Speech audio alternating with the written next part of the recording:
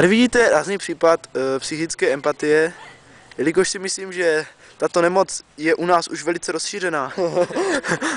Vypadá to, že i někteří občané Oder stále trpí touto chronickou nemocí a nedají se vyléčit. A nedají si říct. Tak jak již to můj kolega Jarek správně podotkl, teď to bude záběr na něj, prosím, upokojte se a připoutejte se v sedadlech, ať vám nevyskočí oči z důlku. Je to on.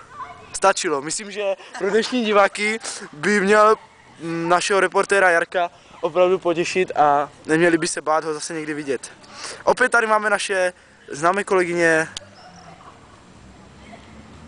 které se snaží jakižto pomocí zdarného balónu, nebo jak bych to takisto podotknul, zkoušet jakousi hru, která nevnímá moje chápání. Nedokážu to podotknout ani správně pochopit. Je to opravdu zajímavé. Nejradši bych tady toto natáčení ukončil, protože opravdu můj mozek opouští všechny smysly a nerad bych to dneska přehnal. Takže na příští ukončení zase zdraví Eden Korda, Bratislava.